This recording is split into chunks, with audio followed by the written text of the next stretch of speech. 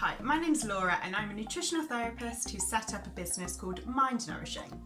So did you know that 40% of the UK population is either anxious or depressed?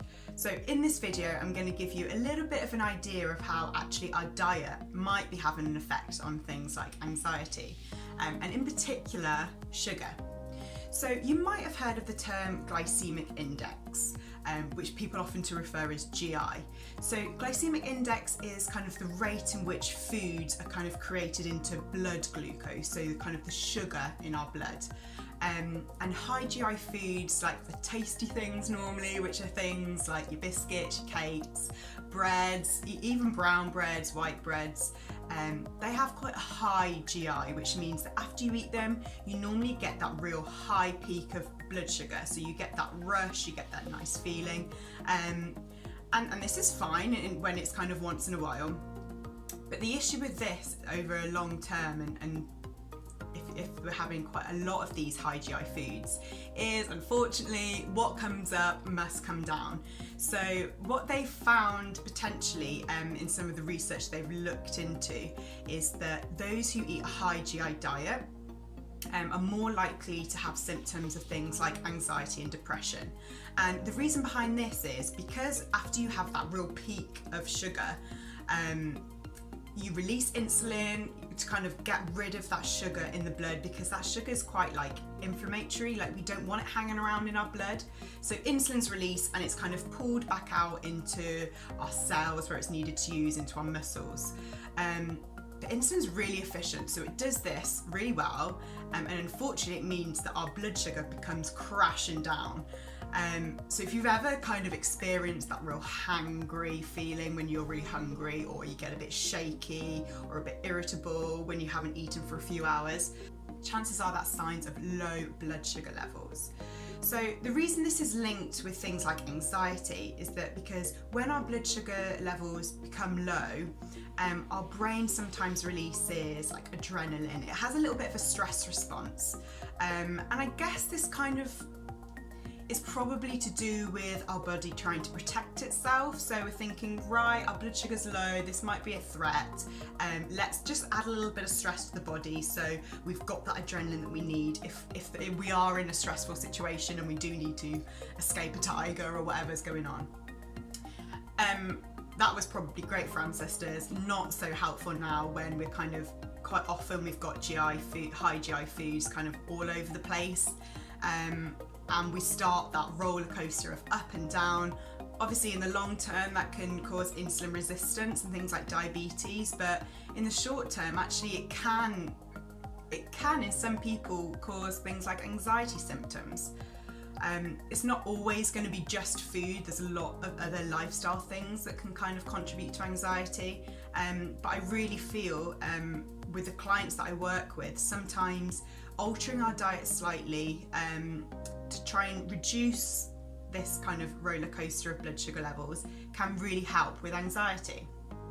So my 3 tips I'm going to give for you today, if this is something that you might really want to try at home to see whether it can help with like symptoms of anxiety.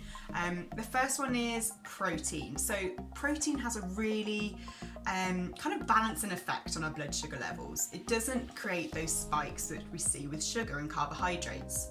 So one of my recommendations, and something that I follow myself, is to just make sure that you've got some protein in your breakfast. So things like eggs, things like Greek yogurt maybe with your cereals, porridge with seeds on it, or I love like putting some nut butter on top just to add that extra bit of protein. And it could be that later on in the day, maybe mid-morning, when you are starting to get a bit peckish, rather than reaching for something which is high GI, maybe like a biscuit or something like that, you could go for something that's lower GI, like nuts or seeds, or maybe you can make yourself a protein ball to take with you. So that's the first thing, trying to increase your protein. The next recommendation is all about fibre. So fibre is really great because it helps to slow down kind of like the absorption of sugar. So if we have things like a sugary piece of fruit, that fibre in it really helps to make sure that our body isn't quickly using that sugar. It slows it down, which means that we don't get the spikes which we would see without the fibre. So some recommendations of increasing your fibre, of course, it's going to be to try and increase things like your fruit and vegetable intake. But it can also be some simple swaps, like if you are having carbohydrates, why don't you swap kind of like the white rice for the brown rice, which has got that extra fibre, or even things like changing your white bread to your brown bread, just getting that extra bit wherever you can. Other tips could be that you can use things like chia seeds or flax seeds in your smoothies to increase both your protein and your fibre, or you can sprinkle it on porridge and things like that. So the third recommendation is all around making some really simple swaps. And these are the things that are often quite obvious, but they can be really, really helpful and can make huge changes to your mental well-being. So the first thing could be you could swap kind of like your carbohydrate-rich sandwich at lunchtime to something like a protein-rich salad.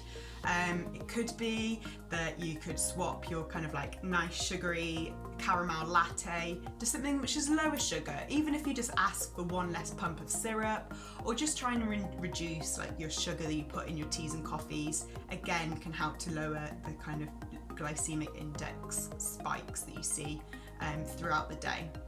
Other things you can do are just simple swaps of snacks. So again, like I mentioned, you can have bits of hummus and carrots, those protein and fibres, instead of having other things that are normally the convenience kind of foods, like your cakes, your pastries and things like that. So I really hope that this has helped and given you some ideas around how actually you can make a difference to your mental health. If you make some small changes to your diet, sometimes it can make huge changes to your mental well-being.